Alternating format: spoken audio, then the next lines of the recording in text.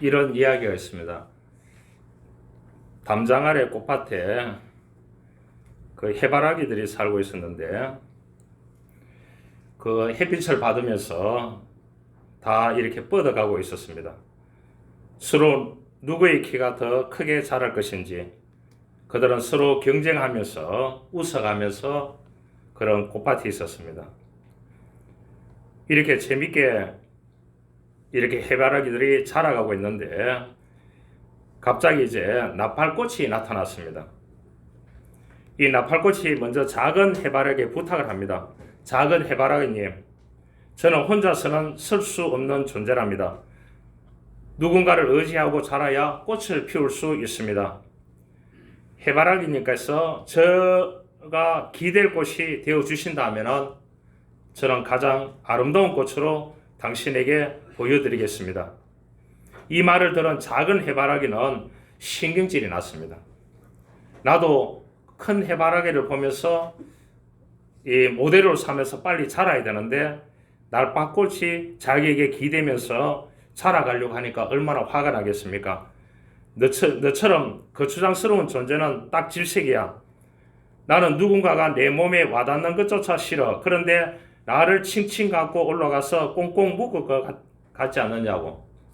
나는 하늘에 보이는 햇님을 향해서 커가는 것이 내 꿈이야. 벅차단 말이야. 그러니 다른 데나 가서 알아보게나. 그렇게 얘기했습니다. 작은 해바라기 가시 돋친 말에 날파꽃은 주눅이 들었습니다. 하는 수 없이 이 나팔꽃이 큰 해바라기 가서 고개를 돌렸습니다.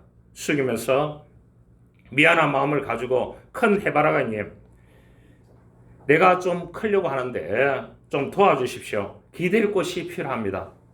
큰 해바라기니까 어느 정도 자랐으니까 내 나팔꽃도 어느 정도 당신에게 기대서 자라고 싶습니다. 큰 해바라기님 꼭 부탁합니다. 그렇게 얘기하니까 큰 해바라기가 오케이 이렇게 얘기했습니다. 나팔꽃 아가씨 걱정하지 마세요. 제가 아가씨의 버팀목이 되어드리겠습니다. 사실 햇님을 바라보며 남보다 더 크게 자라려고 경쟁하듯이 달려온 나의 삶은 각박하기만 했습니다. 이제 아가씨와 함께 하늘의 햇님을 향하여 더불어 여행을 하고 싶군요. 어서 아가씨의 여린 줄기를 제 몸을 감아시기를 바랍니다. 제 몸에 약간 거칠은 솜털이 박혀 있기는 하지만 조심조심 타고 올라간다면 못 오를 것이 없을 것입니다. 큰 해바라기에 가까운 허락을 받은 나팔꽃은 기쁨에 겨워서 해바라기 몸을 감싸 안으며 자라 올라갔습니다. 그래서 나팔꽃은 연분홍 날파꽃이 가득 피게 되었습니다. 바깥 세상의 아름다움도 구경할 수가 있었습니다. 또한 이 나팔꽃의 아름다움으로 큰 해바라기도 더 아름답고 우아하게 커갔다고 합니다. 그런데 어느 날 거센 비바람이 몰아쳤다고 합니다. 밤새도록 불었던 비바람이 잠잠해지고 아침 해가 돋았습니다. 이 나팔꽃은 부랴부랴 꽃을 피워서 아침을 맞이했습니다.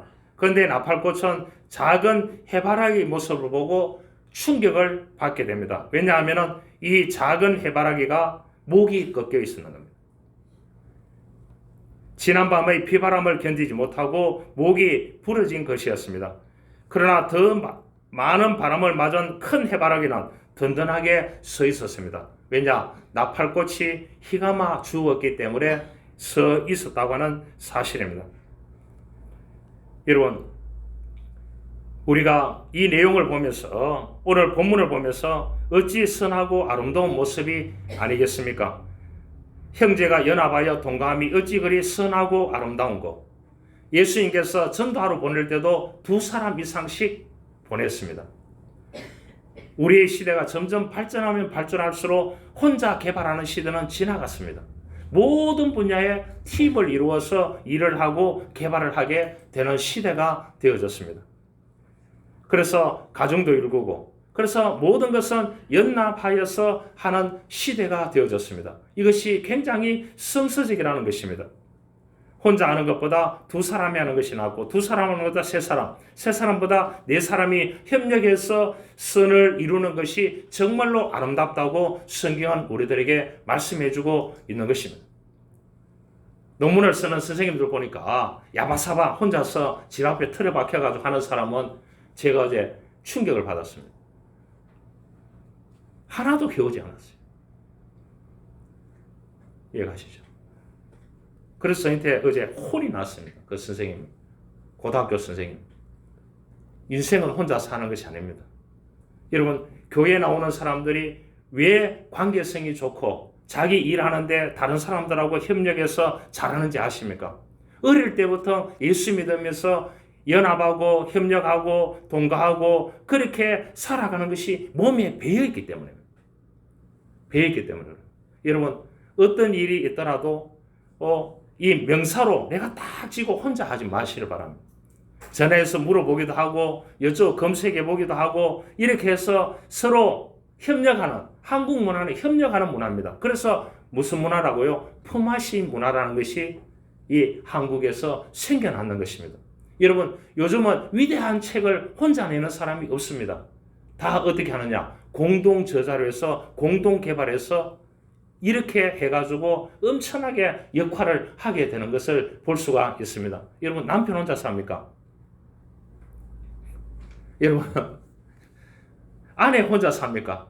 자식 혼자 삽니까? 그러면 어떻게 됩니까? 너무나 힘들고 우울해지고 그렇게 살 수밖에 없는 것입니다. 같이 밥 먹고 같이 일하고 같이 보고 대화 나누고 이렇게 살아가는 것이 성경적인 것입니다. 그것이 선하고 아름다운 열매를 맺을 수 있다는 사실을 우리가 기억해야 되는 것입니다.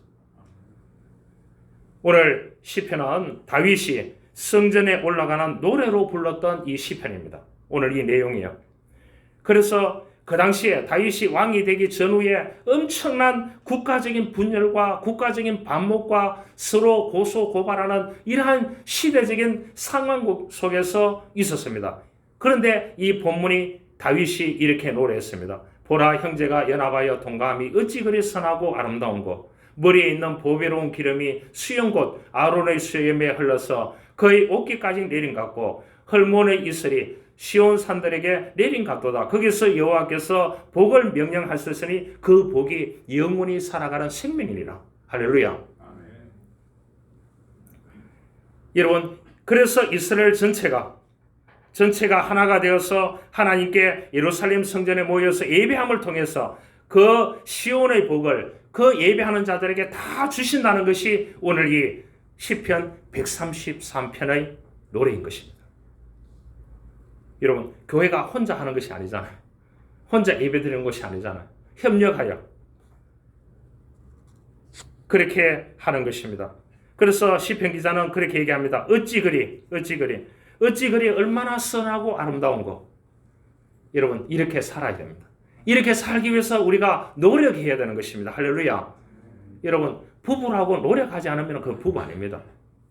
부모 자식 간에 노력하지 않는 부모, 노력하지 않는 그 자식은 부모 관계가 형성이 될 수 없는 것입니다. 여러분, 한 사람은 논팽이로 산다. 그것은 가족이 아닌 것입니다. 학생이면은 직업이 뭐예요? 공부입니다. 그러면은 부모는 열심히 이렇게 이익을 창출해서 돈을 벌어와서 자식에게 서포트하고 그 자식의 직업은 뭐냐? 돈 버는 것이 아니고 그 시대에 맡겨져 있는 직업이 공부인 것입니다. 그것을 위해서 최선을 다해야 되는 것입니다. 죽자 사자 공부해야 되는 것입니다. 그게 직업이기 때문에. 할렐루야. 부모가 내일 내가 출근 안 하고 우리 가정을 위해서 뭐 하지 않겠다. 이렇게 하면은 그 가정은 어떻게 되는 것입니다? 어려워지는 것입니다. 연합이 안 되는 것입니다. 동감이 되지 않는 것입니다. 선함이 없는 것입니다. 아름다움이 없는 것입니다. 여러분, 오늘 이게 선하다, 아름답다. 정말로 금상첨화인 것입니다. 너무나 좋은 용어인 것입니다. 그러나 오늘 이 본문을 쓸 때, 이 다윗이 쓸 때는 정말로 그 나라가 위태롭고 많은 사람들이 스스로 악을 행하는 그 시대 속에서 다윗이 왕이 되면서 성전에 올라가면서 함께 예배함이, 함께 협력함이, 함께 연합함이, 함께 동감이 얼마나 감사하고 선하고 아름답다는 것을 보여주는 것입니다. 여러분, 혼자서 앉아서 예배드려 본 적이 있습니까? 그때는 언제였냐? 일제 식민지 속에서, 6.25 전쟁 속에서 그 사람들은 눈물로서 그렇게 드렸습니다. 그러나 지금은 그런 시대가 아닌 것입니다. 이런 이야기였습니다. 폴이라고 하는 회사원이 뉴욕에서 미팅을 마치고 동료들과 함께 공항에 가려고 나왔습니다. 금요일 오후니까 교통체증이 심했습니다. 그래서 택시 잡는 게 쉽지 않았습니다. 그래도 기적같이 빈 택시 하나를 잡았습니다. 그래서 이 동료들이 손살같이 달려와서 탔습니다. 그런데 문제가 발생했습니다. 너무 빨리 달려가다 보니까 노점상을 펼쳐놨는데 야채와 과일 장사를 하던 한 할머니가 있었는데 이 폴이라는 이 청년이 그거를 쳐버렸는 겁니다. 발로요. 택시를 타려고. 그래서 이 폴의 일행은 다른 사람은 세 사람은 택시를 탔습니다. 그래서 폴 보고 빨리 오라고, 빨리 가야 된다고, 비행기를 타야 된다고 동료들이 외쳤습니다. 이 택시를 놓치면은 비행기를 탈 수 없다고. 그런데 이 폴이라는 이 청년이 먼저 가라고. 먼저 다 떠나보내고 노점상 할머니에게 다가가서 그 할머니를 보니까 울고 계셨습니다. 여러분, 눈이 승했다면 땅에 떨어진 과일과 야채를 주울 수 있었지만 앞을 보지 못하는 할머니였습니다. 귀소리로 다 듣는 거예요. 이 폴은 주저앉아서 울고 있는 할머니를 위로하면서 땅에 떨어진 야채와 과일을 하나씩 다 주어서 이렇게 이제 그 원래대로 배치를 해 주었습니다. 수많은 행인은 노점상 할머니의 울음과 이 폴의 행동에 관심을 두지 않았습니다. 이 폴이 야채와 과일을 다 정리해 준 뒤에 지갑을 꺼내서 얼마간의 돈을 할머니 손에 쥐어주면서 말했습니다. 할머니, 이 돈이면 손해 보신 거 충분히 해결될 것 같아요.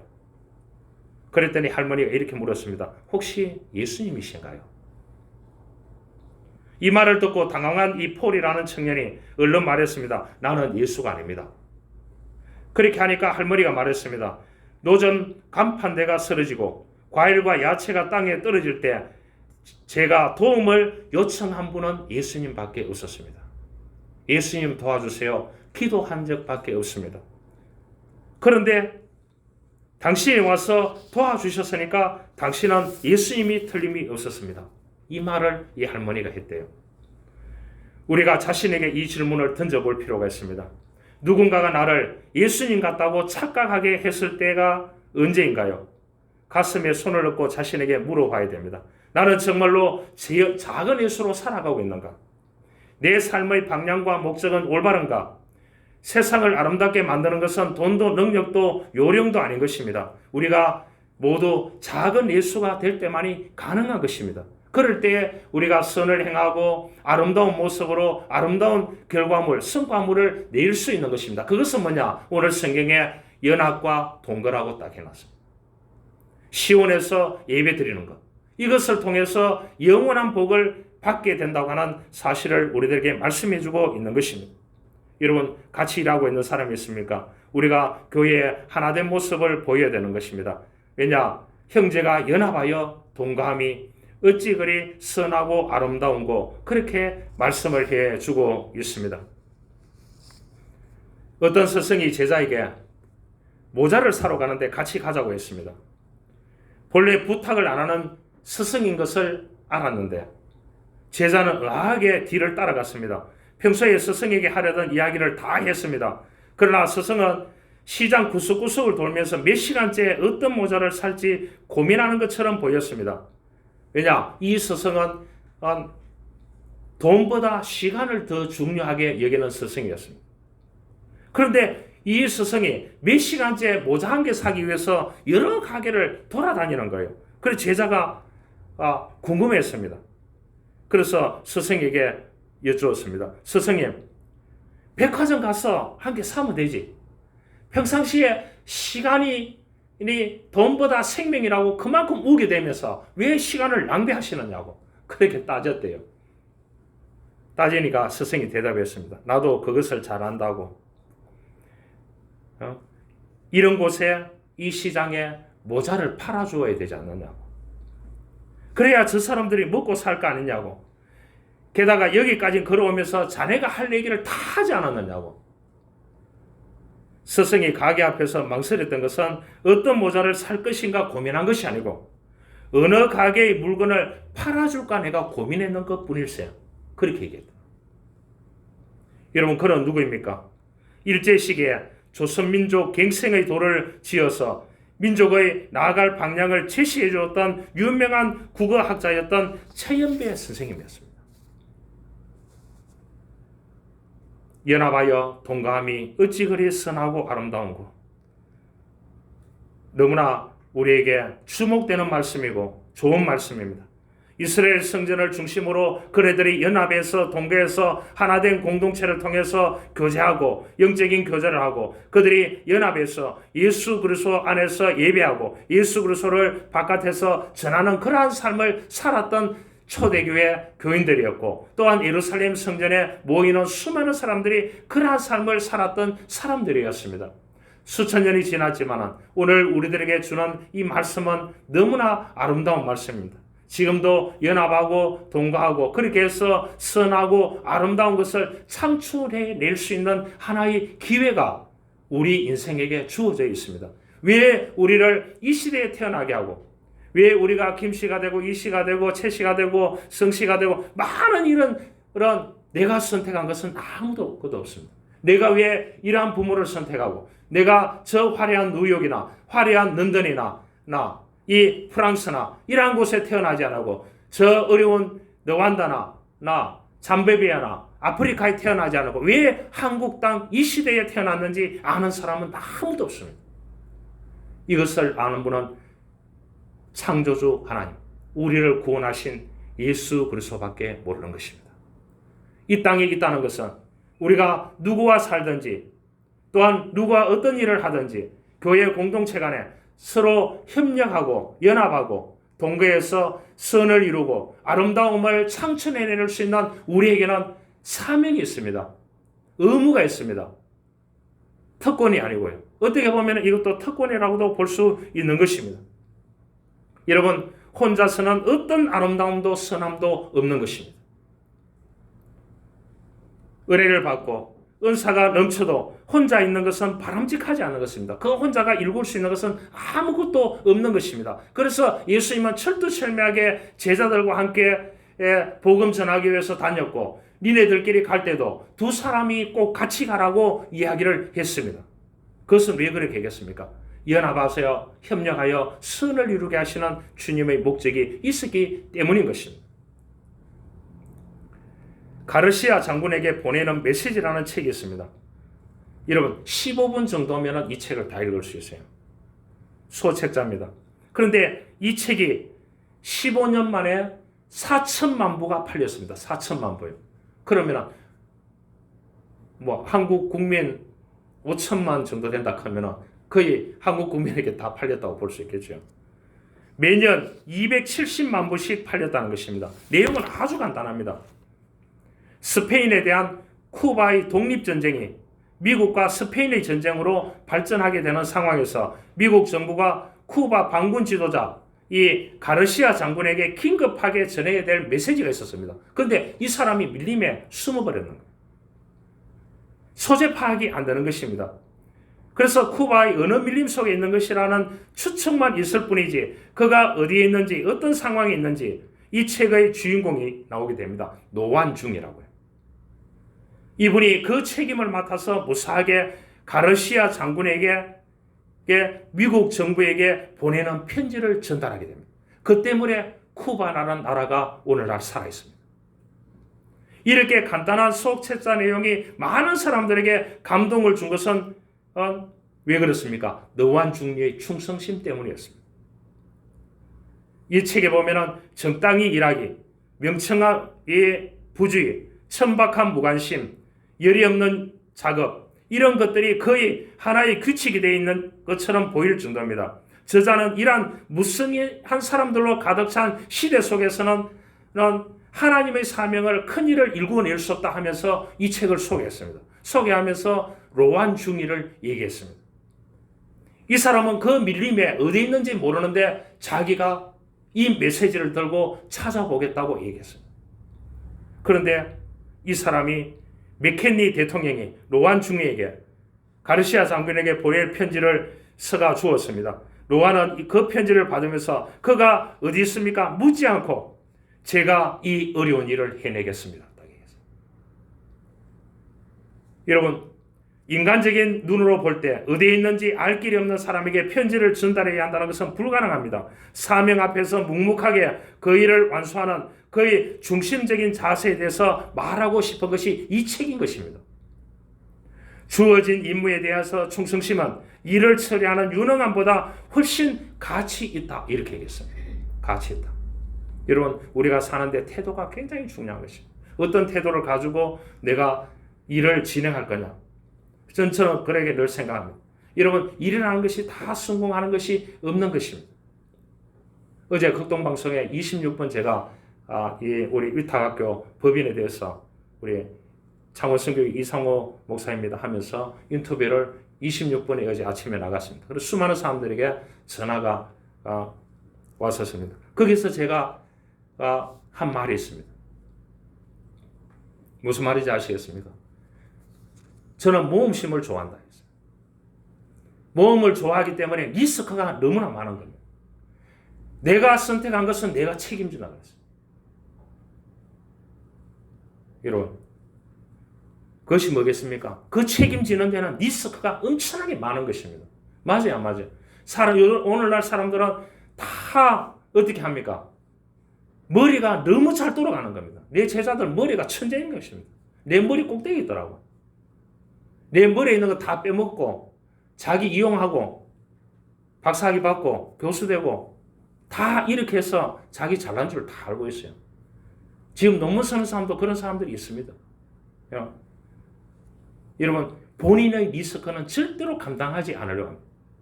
자기 시간은 한 시간이라도 손해보려고 하지 않는 것입니다. 여러분, 내가 선택한 것은 내가 책임진다고 그렇게 인터뷰를 했습니다. 인터뷰를 했는데 그게 리스크가 왜 없겠습니까? 리스크가 엄청나게 많습니다. 여러분, 계산하면 답이 없습니다. 계산하면 예수 못 믿습니다. 그렇잖아요. 계산하면 뭐 답이 있습니까? 답이 없습니다. 오늘 여기에 이 대통령이 맥킨리 대통령이 로안 중에게 줬을 때에 일을 완전히 완성하리라는 것보다 이것을 받아들여서 자기가 밀림에 가서 그거를 이렇게 이제 가르시아 장군을 찾아서 이 편지를 전달하겠다는 그 태도를 보신 겁니다. 그래서 그 책을 냈는데 이 책이 어떠냐? 4천만 부가 팔렸다니까요. 여러분, 문학을 내서 베스트셀러가 되면 얼마 버는 줄 압니까? 50억 법니다. 그래서 한국의 유명한 산에는 국문학자부터 시작해가지고 글을 쓰는 사람들이 거기에 들어가서 50년째 안 내려오고 있습니다. 결혼도 안 하고. 베스트셀러 한 개 만들려고. 여러분, 우리가 주어진 임무에 대한 충성심은 일을 처리하는 유능함보다 훨씬 가치 있는 일이라고 말씀을 했습니다. 이 말은 뭐겠습니까? 우리가 연합해서 같이 일을 해서 무엇인가 일구어 간다는 그 자체에 선함이 있고 아름다움이 있다는 것을 우리가 알아야 되는 것입니다. 2절에 보니까 머리에 있는 보배로운 기름이 수염 곧 아론의 수염이 흘러서 그의 옷깃까지 내림 같고 그렇게 얘기했습니다. 성도는 하나님을 영화롭게 하는데 적합한 사람으로 구별되어야 하는 것입니다. 기름 부음을 받은 대제사장 아론과 같이 특별한 하나님의 소유고 그 용도가 구별되어야 한다는 것입니다. 기름이 부어짐을 통해서 자기 일을 통해서 흘러내려 가지고 수많은 사람들에게 흘러가야 된다는 것입니다. 여러분, 한국 사람들은 소유욕이 너무나 강합니다. 그래서 은행에 저금해놨는 돈이 너무나 많은 거예요. 그러니까 저금해놨는 그 돈을 가지고 은행들이 어떻게 하느냐? 이 돈을 빌려주고 고액을 받는 거예요. 특히 캐피탈료. 그런데 한 은행당 통계가 나와 있더라고요. 제가 통계를 보니까 기역자로 시작하는 은행이 1년에 7조를 벌더라고요. 7조. 안 놀라시네요. 돈을 7조라는데 여러분 7조 돈을 한번 펼쳐놨다고 본 적 있습니까? 한 은행이 기역은행인데요. 니은은행은 6조더라고요. 6조. 돈을 빌려줘가 이자를 받아서 그 수입을 가지고는 그것만 해도요. 그 누가 다 투자하는 겁니까? 은행에 돈을 맡기는 사람이 있기 때문입니다. 1%, 2% 받고요. 그런데 그 사람들은 4%, 5% 받고 이렇게 해가지고 남기는 돈이 어느 정도 되느냐 하면 기업은행이 7조고요. 니은은행이 6조고요. 시은행이 뭐냐 하면 5조고요. 뭐 한번 신문에 한번 보시길 바랍니다. 제 말이 적한지요. 그만큼 한국 사람들은 소유욕이 강합니다. 그래서 자기밖에 모르고 자기 가족밖에 모르고 그래서 이기주의 집단이라고 그렇게 얘기하는. 그나마 우리가 하나님을 믿고 교회 다니니까 노블레 소블리주도 믿는 사람들이 잘합니다. 교회 헌금도 잘하고요. 그런 세상 가운데서 많은 사람들에게 우리가 만나는 사람들에게 그 사람들에게 연합이 뭔지 동감이 뭔지 예배가 뭔지 영원한 여호와께서 주시는 시온의 복이 뭔지를 우리가 보여줄 수 있어야 되는 것입니다. 우리가 먼저 복을 받아야 되는 것입니다. 이런 이야기였습니다. 어느 가정주부가 남편의 수입이 적어서 구멍가게를 했습니다. 남편의 수입이 적다 보니까. 그녀는 정직하고 친절한 그리스도인이었습니다. 소문이 많이 퍼졌고 소문이 많이 왔습니다. 나중에는 물건을 트럭으로 날릴 정도로 그만큼 물건이 잘 팔렸다고 합니다. 그래서 하루 종일 정신없이 팔리고 있습니다. 그런데 어느 날 퇴근하여 돌아온 남편이 바쁘게 물건을 팔고 있는 아내에게 그렇게 얘기했습니다. 우리 동네에 다른 가게들은 손님이 별로 없네. 저 건너 가게는 곧 문을 닫아야 될 처지가 되어 있다는 것을 보았네. 이 말을 들은 부인은 깨달은 것이 있었습니다. 트럭으로 주문하던 물건을 트럭으로 주문하지 않았고 파는 물건의 종류도 줄였습니다. 손님이 찾아오면 그 물건은 저희 가게에 없습니다. 그 물건은 저 건너편 가게에 있습니다. 거기에 꼭 가시기를 바랍니다. 그 후 손님이 줄어들고 수입도 줄어들게 되었습니다. 그녀 역시 바쁘게 장사하는 일부터 벗어나게 되었습니다. 그래서 시간이 남아돌기 시작했습니다. 그래서 이 아내가 좋아하던 책도 많이 읽고 글을 쓰기 시작했습니다. 틈틈이 글을 시작했는 것을 냈는데 전 세계에 베스트셀러가 됐습니다. 그 책이 빙점입니다. 빙점. 미우라 아야코입니다. 젊은 시절의 이야기입니다. 함께 살아가는 사랑의 넘치는 마음이 복으로 다시 돌아오게 되는 것입니다. 머리에 있는 보배로운 기름이 수염 곧 아론의 수염에 흘러서 거의 옷깃까지 내린 것 같고 내려서 많은 사람들에게 흘러가는 그러한 아름다운 사랑이 펼쳐지는 놀라운 은혜가 있었다는 것입니다. 은혜가 주인에게 넘침으로 그 은혜가 하인에게까지 넘치게 되는 그러한 놀라운 은혜가 있는 그러한 것을 오늘 2절에서 말씀을 해주고 있습니다. 여러분, 내가 받은 은혜, 내가 믿은 예수, 내가 맛본 예수, 이것이 주변 사람에게 흘러가야 되는 것입니다. 아론의 머리에 하나님의 기름이 부어졌던 것이 그것이 흘러서 옷깃에 슬며서 수많은 사람들에게 흘러가는 그런 축복이 있어야 되는 것입니다. 여러분, 내 말 잘 먹고 잘 살고 내가 내 말 예수 믿고 영생 받고 하나님 나라 가서 상금 받고 그런 거를 좀 버리시기를 바랍니다.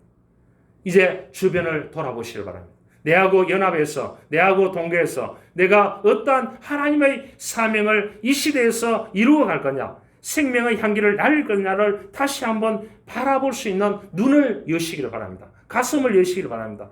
그것이 뭐냐? 선하고 아름다운 그리스도인인 것입니다. 3절에 보니까 헐몬의 이슬이 시온의 산들에 내린 같도다. 거기서 여호와께서 복을 명령하셨으니 곧 영생이니라. 영생이 뭡니까? 죽어서 천국 가는 게 영생이 아니에요. 그건 50점밖에 안 되는 거예요. 엔트로 라이프인 거예요. 하나님이 사시는 삶을 이 땅에서 살아야 우리에게 영원한 하나님의 나라가 주어지는 겁니다. 이것이 영생인 것입니다. 이 땅에서 개차반같이 인생을 살고 내 천국 가겠다. 말이 되는 겁니까? 말이 안 되는 겁니다. 그렇잖아요. 그래서 영생을 영어성에 보면 엔터럴 라이프예요. 하나님이 사시는 거룩한 삶을 살아야 되고 하나님이 사시는 순수한 삶을 살아야 되고 하나님이 사시는 사랑의 삶을 살아야 되고 그렇게 사는 자에게 하나님은 이 땅에서도 영생을 누리고 죽어서도 영원한 천국에서 살아갈 수 있는 특권을, 하나님의 시민권을 주시는 거예요. 할렐루야. 이것이 그리스도인인 겁니다. 이 복을, 살리는 복을 주시겠다는. 남편 없이 홀로 아이를 키우는 여인이 있었습니다. 어느 날 그녀는 구겨진 돈 10,000원을 들고 동네 모퉁이 구멍가게에 분유를 사러 갔습니다. 분유 한 통을 계산대에 가져오니 주인은 이 찍으니까 16,000원이었습니다. 돈은 10,000원밖에 없습니다. 힘없이 돌아서는 아이 엄마 뒤로 가게 주인은 분유통을 제자리에 올려놓았습니다. 그러다가 가게 주인은 분유통을 슬며시 떨어뜨렸습니다. 주인은 가게를 나가려고 하는 아이 엄마를 불러 세우고 이 찌그러진 분유니까 반값에 드리겠다고, 8,000원에 드리겠다고, 사갈 수 있겠느냐고. 그러니까 8,000원 주고 사가겠다고 2,000원을 내줬답니다. 그 여인의 마음이 상하지 않게. 그러면 이 주인은 뭡니까? 살리는 주인이었습니다. 한 사람을 살리는 주인이었습니다. 우리가 헐몬의 이슬이, 여러분 헐몬이라는 산이 해발 몇 메다냐? 2,815m입니다. 거기서 내리는 이슬을 통해서 어떻게 합니까? 물이 되고 수많은 과일, 채소, 열매들이 다 맺어지게 되는 겁니다. 그래서 이것이 예루살렘 시온에까지 흐르는 것입니다. 그래서 그 시온에서 예배하는 자들에게 하나님께서 영생을 주시겠다고 그렇게 했는 것입니다. 여러분 농사 지어 보신 분들은 알 거예요. 농사 짓는 가정에서 태어나는 분들은 알 거예요. 이슬이 굉장히 중요합니다. 이 과일이나 채소에는요. 생명 같은 존재인 것입니다. 2,815m에서 흘러내리는 축복이, 이슬의 축복이 그 예루살렘 예배하는 자들, 그들에게 영생의 복을 주시겠다는 것입니다. 오늘날 가면은 그 요단강의 수원지가 이 헐모산에서 내리는 물이 지금도 수천 년 가운데서 흘러내리고 있습니다. 우리는 창원선교회 공동체입니다. 나누어야 됩니다. 협력해야 됩니다. 연합해야 됩니다. 동거해야 됩니다. 그래서 나에게 흘러내리는 수많은 하나님의 기름 부으심이 또 다른 수많은 사람에게 흘러가야 되겠고, 또한 헐모산의 1815m에서 흘러나는 이 이슬이 물이 되고, 또한 수많은 농사 짓는데 엄청난 영향력을 행사하듯이 우리가 삶의 자리 가운데서 수많은 영향력을 행사해서 선을 이루고 아름다움을 이룰 수 있어야 그것이 아름다운 그리스도인이 될 수 있는 것입니다.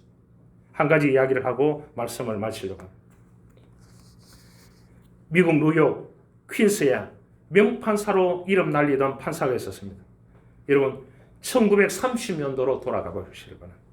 어느 날 한 노인이 절도 혐의로 재판을 받게 되었습니다. 그 노인은 삼점에서 빵 한 덩이를 훔친 혐의로 기소가 되었습니다. 판사가 그 노인에게 물었습니다. 전에도 빵을 훔친 적이 있습니까? 아닙니다. 처음입니다. 왜 그런 일을 했습니까? 죄송합니다.